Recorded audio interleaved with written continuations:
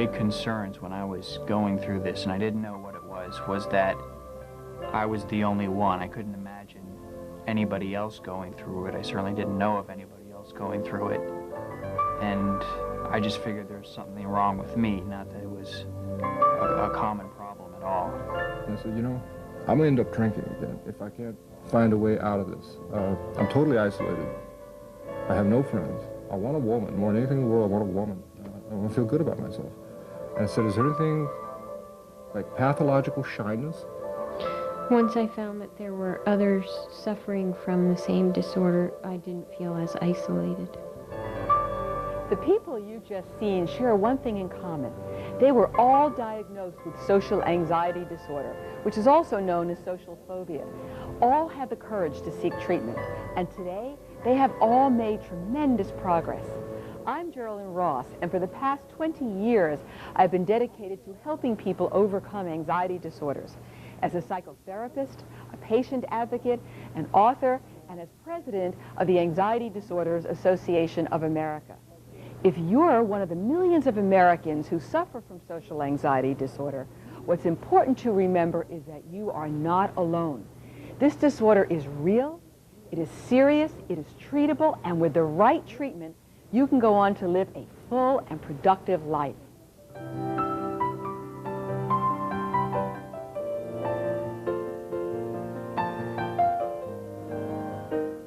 Social anxiety disorder is actually very common, and it cuts across all social and economic groups. It affects men and women in almost equal numbers, and it's a lot more than just shyness. When I was in junior high school, in high school, early college years, I could not talk to another human being. I absolutely could not. I didn't want to go to school. I wasn't comfortable being in the classroom with all the other kids. Days before, I knew that I was going to have to go to one of these classes where I would have to participate orally in the discussion. I would get very nervous. I mean, I just thought, you know, I was shy or something, and had a little bit of stage fright or I don't know what, but I really didn't have a grasp on what was going on. There's an important distinction between shyness and social anxiety disorder. Shy people are almost always able to overcome their inhibitions and their shyness and able to function in a social situation. People with social anxiety disorder may actually not be shy.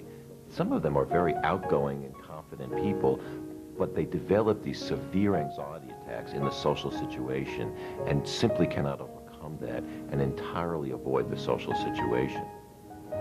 When we think of phobias, most of us tend to think of things like being afraid of heights or open spaces or going into elevators, or even of being afraid of animals or insects. I myself overcame a debilitating height phobia where I was unable to go above the 10th floor of any building. But social anxiety disorder is different, where people's fears and concerns are of being scrutinized by others and of social interactions. Even having dinner with friends at a restaurant like this one, or signing a credit card slip in front of others can be a terrifying experience. Social anxiety disorder really starts with a fear of being the center or focus of attention. Now that can be in the form of giving a speech, talking up in class, being at a business meeting, or at a party. She found that she couldn't go places or do things, and she found herself staying home more often than going out and doing social things. I wouldn't accept invitations to friends' houses for dinner because I wasn't comfortable sitting down with the whole family and eating. And he didn't know why was he depressed. Why couldn't he just socialize with other children? Why couldn't he just walk up to a girl at high school and say hi? Why could the others do it and not him? People with social anxiety often find a way to avoid social interaction. They don't go into public places. They feel uncomfortable in line. They feel uncomfortable eating in public, certainly speaking in public. People who have the kind of social phobia that we'd want to consider treating, really bad social phobia. Sure, they can't public speak, but they can't speak in front of 2 or 3 people. They can't give presentations in class. They can't return items to a store because they're so afraid of interacting with the salesperson. Now, the first thing that usually happens is the person has an experience that their heart starts to race. I get anxious and sweaty palms and my heart races and I get numbness and up the back of my neck and feel nauseous. They start to tremble and shake and perspire and feel that they're blushing or getting flushed. I'd often sweat a lot and my heart would race and the butterflies in the stomach kind of symptoms. And they may also feel that it's hard for them to breathe. Some people feel they lose their voice, they just can't talk and they can't swallow. When we talk about performance situations in social phobia, it involves anything where somebody else is going to be watching and you actually have to do something, you have to perform. About half of the individuals who have social anxiety disorder, like Grace, say that they've had it their whole lives, as far back as they can remember. And others, like Gary, say that it first started in adolescence. Something happened and things changed for them. It's not only tough on the individual, it's also hard on the family.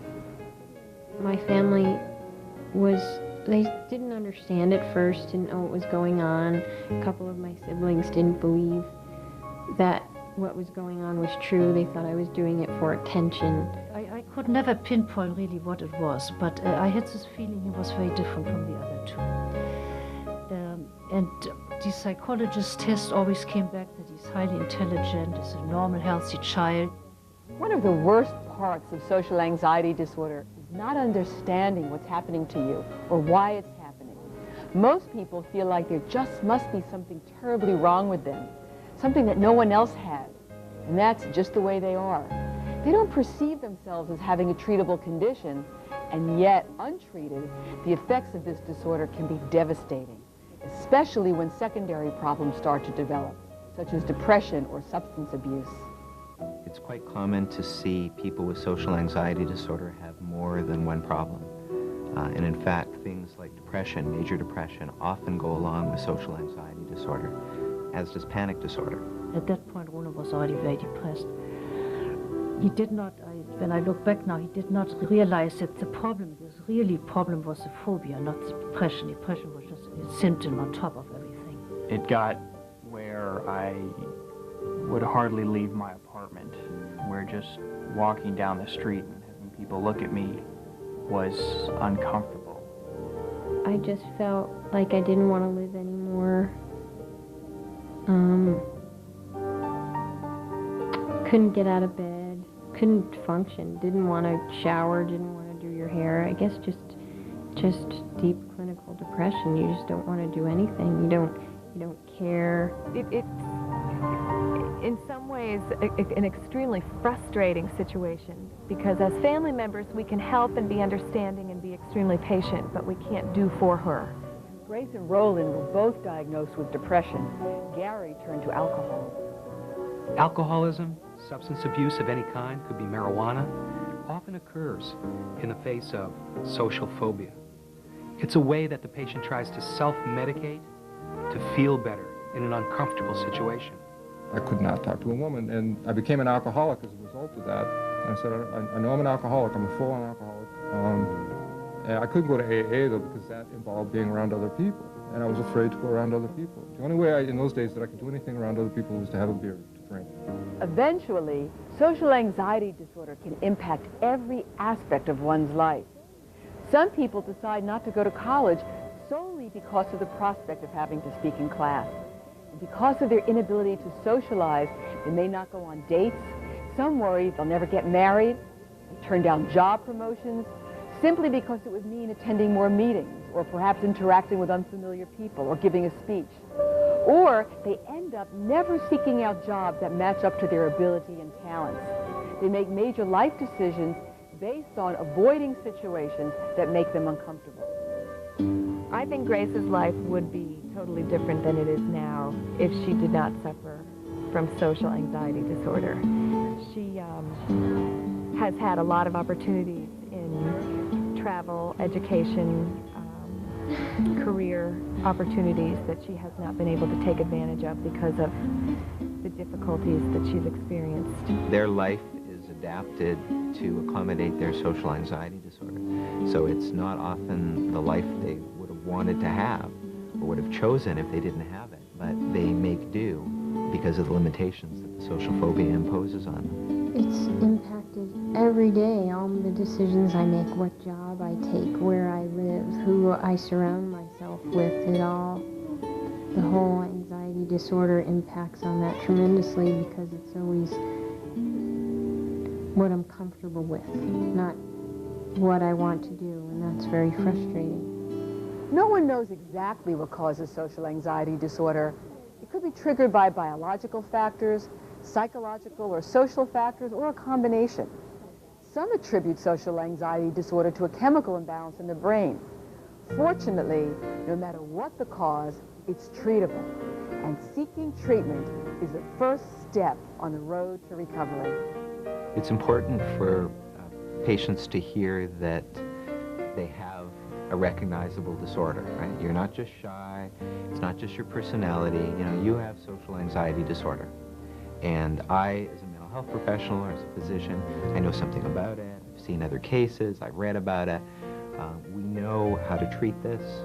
There are two main types of treatment for social anxiety disorder. First, there are some very specific cognitive and behavioral psychotherapies that have been developed that are aimed exactly at the social and performance situation that causes so much difficulty for these patients, and they have been shown to be effective. Second are specific medications that affect the serotonin system. These medications are easy to take, safe, and have been shown to have a great positive impact on reducing the social anxiety and avoidance that people with social anxiety disorder suffer with. And we think that when you add cognitive behavioral therapy to the medication, you're talking about the vast majority of people who will have a very good response. The newer drugs, such as the SSRIs, make the treatment of any mood disorder far easier for both patient and doctor. They're not habit-forming or mind-altering. They're extremely well tolerated, and most people don't even get any side effect. I think the medication helped a lot because I wouldn't have been able to concentrate on therapy or the coping skills that they teach you in therapy had I not taken medication to take the edge off. After beginning treatment, Grace was able to complete her college education and is now looking forward to graduate school. Roland was not only able to return to his university and graduate, but went on to get a master's degree.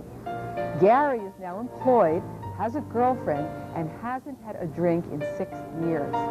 With the proper treatment and with patience, you can be treated successfully. Somebody with social anxiety disorder who comes for treatment shouldn't expect that they're going to, 3 months later, be the life of the party. And that's not the goal of treatment. It's not to totally reduce somebody's social anxiety.